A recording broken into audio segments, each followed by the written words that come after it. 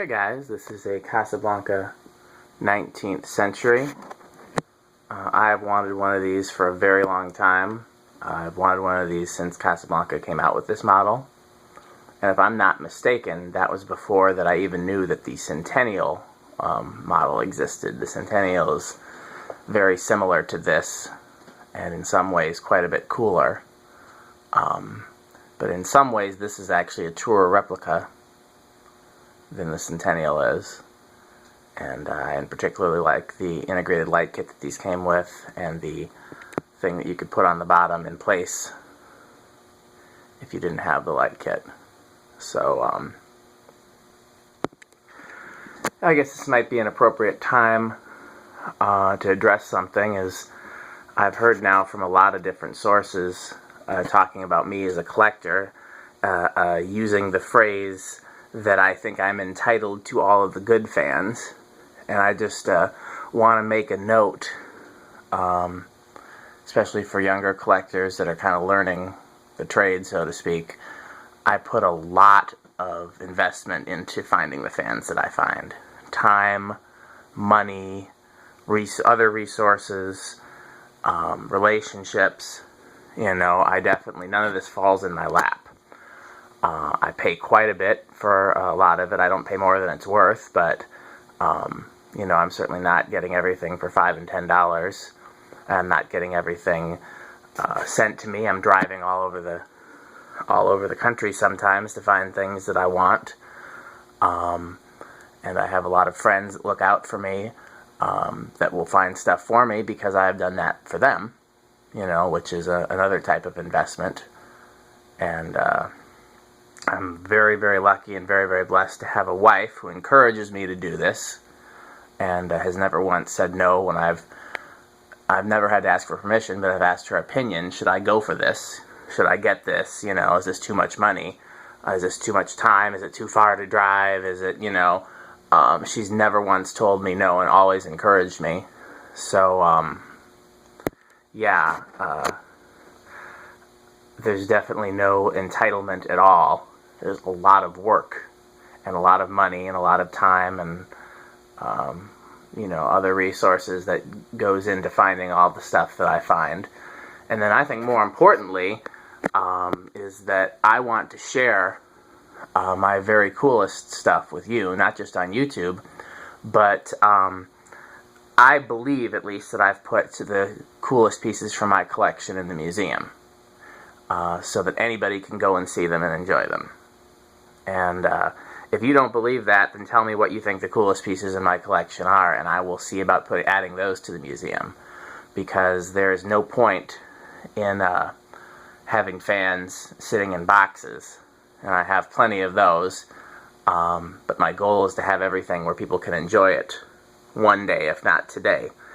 So if there's something that you think that I'm keeping from the museum that should be there, I want to hear about it. And hopefully one day it can be there as well. I'm kind of trying to put the most obscure stuff there for now, on, you know, not the stuff that other people have and not the stuff that you can see other places. But anyhow, you know, I hope that answers that. And like I said, I'd heard that from a few different places now, from people that don't talk to each other and aren't on the same websites. And so, you know, clearly there's a perception that that I don't even know how you are entitled to fans. That somehow they just fall in your lap. But that's never happened to me. The habitats in my hometown don't get a lot of good things. The Craigslist in my hometown doesn't get a lot of good things. So I either go to businesses and inquire. I travel to, you know, other habitats and other Craigslists, and, you know, I comb the internet, and I have a great network of friends, some that are collectors and some that are not, and a lot of work, and like I said, time and money goes into it. So without further ado, the 19th century came with this W32 control here, and I'm thinking about making this the next fan in my living room, so I want to hear some opinions on that. It doesn't go, but neither did the Palisade, and neither did the polished aluminum gold line. So only thing that would bother me is that this is white. So I'd want to see if I could find one of these in ivory. If not, I know I have an ivory W11, and I believe that W11 will work, but I'm not 100% sure. So you guys that are smart with the InteliTouch, let me know. So I'm going to try to do demo mode. You guys know I'm an InteliTouch. I don't want to say idiot, but I'm not good with InteliTouch. So hopefully I can get it to work. So first I'm going to turn the power on. I've been told that demo mode is fan, light, fan, light. Wait, fan, light, fan, light, fan. So let's try that. Fan, light, fan, light, fan. Nope, I just have the fan on high. Makes that weird buzzing sound too when you push the button. I don't know what that is. I've never had an InteliTouch fan do that before. So let's try that again. Fan, light, fan, light, fan. Nope, still the fan on high. Turn off. I'm going to try turning the power off and back on again. Fan, light, fan, light, fan. There we go. I don't know what I did differently that time. Maybe one of the InteliTouch experts can tell me. So it's going to go through. First, it's going to show us the light settings.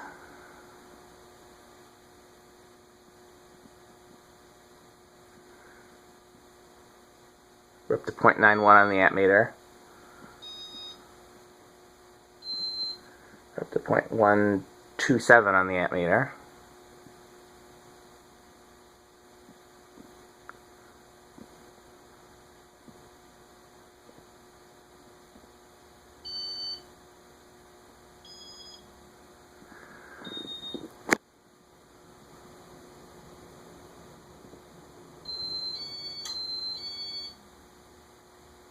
It's reversed.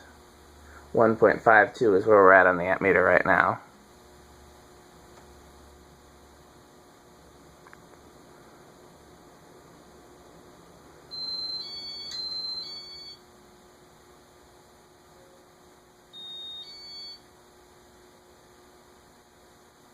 Okay, is that the full demo mode? I think, maybe, I'm not sure. It's back to drawing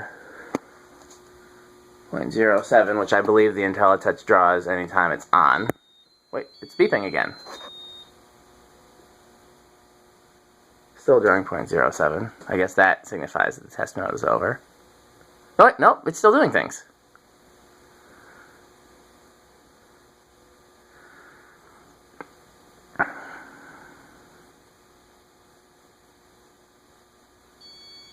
It's going through the test mode again.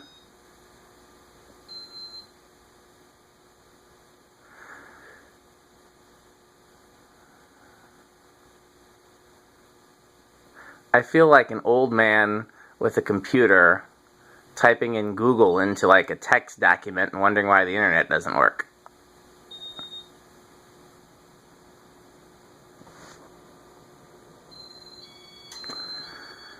Sad thing is, I think this technology came out right around the time I was born, so I should know it.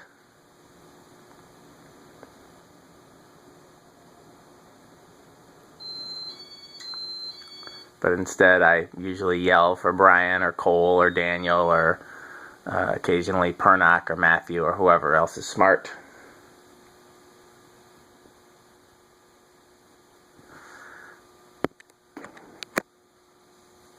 Now are we done?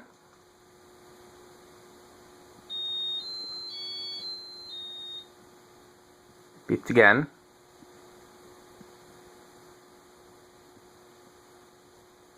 I think it's just going to keep going through test mode until I stop it. So I'm going to stop it. I'm going to turn the power off.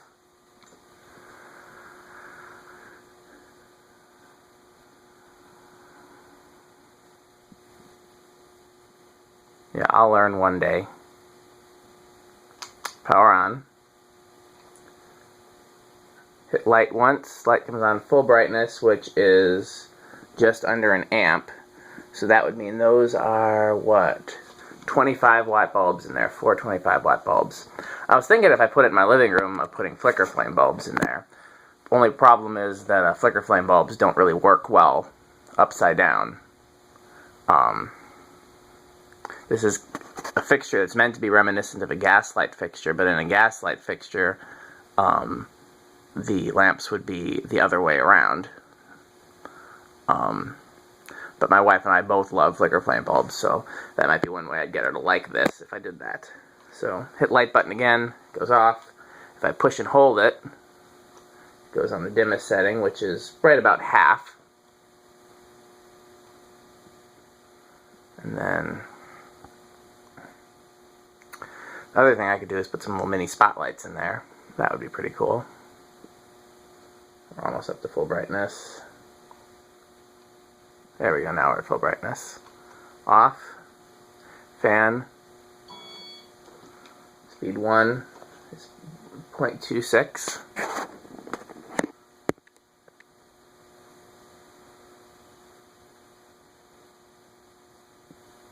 These blades seem narrower than the Centennial blades. I'd say that's, oh, it's a newer fan, they are making it cheaper, they don't want, but it's the same motor. It's a XLP motor, which is basically the same thing as a K55. It's a K55 by another name, so. Speed 2, 0.34.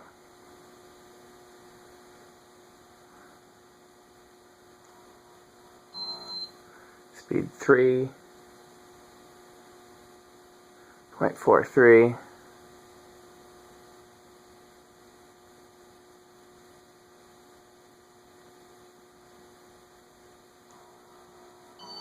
Speed 4, 0.6.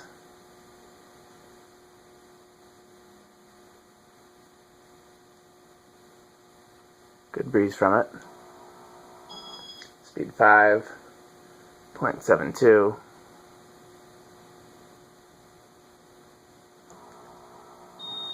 Speed 6, 0.89, which is, yeah, what's what any KP5 type motor would draw on high. I think we're all the way at 6. Can't stand up underneath it.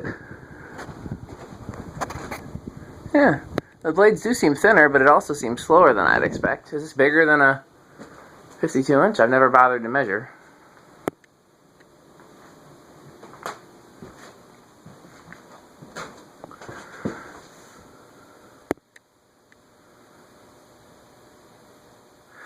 It seems slow, but the airflow back here is good. Again, it's comparable to any other stack motor fan. I came back here because I was going to turn some of the lights off and just show you the integrated light by itself.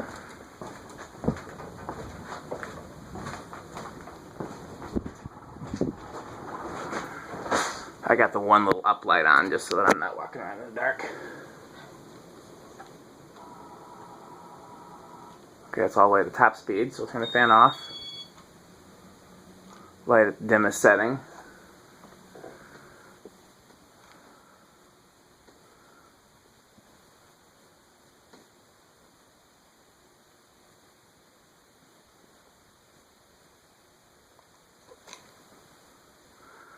Light at the brightest setting. It's 100 watts, you can't, that's nothing to shake a stick at.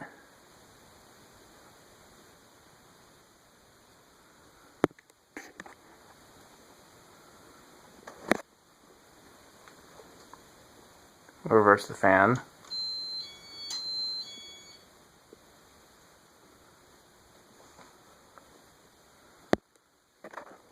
Let it spin down.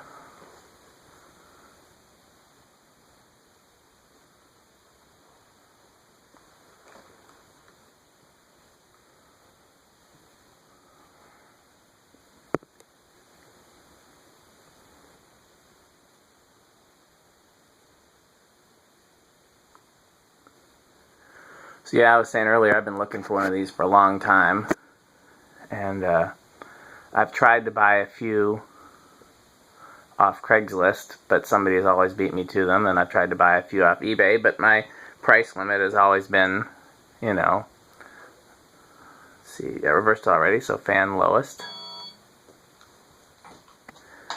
And so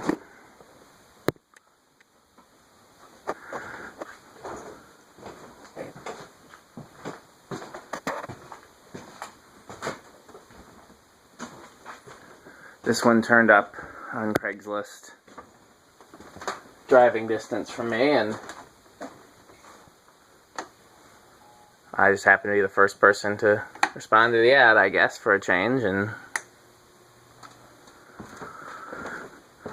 combined a trip to go get it with some other business that I needed to handle and a stop at a few habitats. And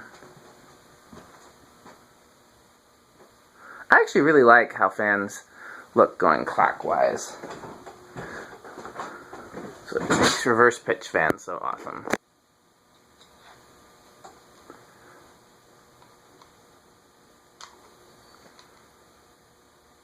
Okay, 0.26, 0.34,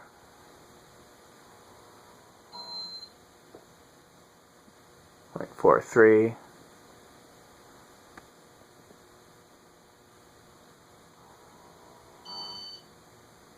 0.6,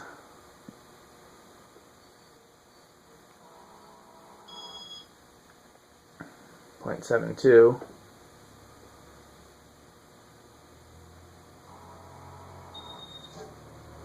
0.89,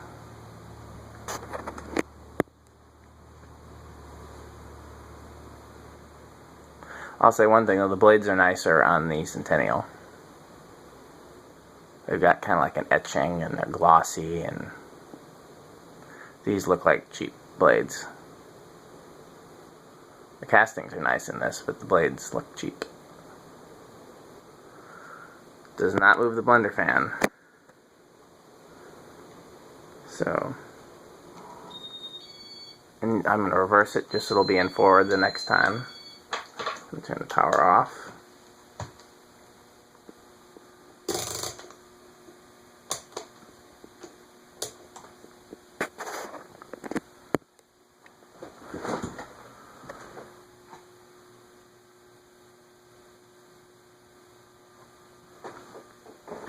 For those who don't know, my favorite type of fans are ones with blades that mount this way.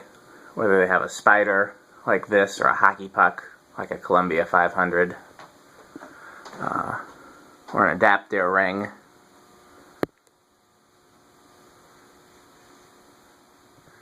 It's what's referred to as a male-female mounting, blade mounting. And if you think about it, you can probably figure out why that is if it isn't obvious to you. If you can't, it's just because you're not old enough.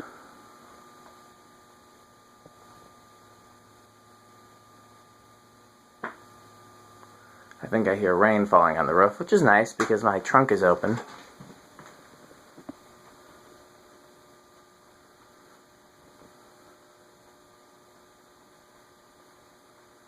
I was unloading all of the fans. I've had fans in my car for several days now because I had a very busy work weekend. This is the first day I could get here. Well, thanks for watching.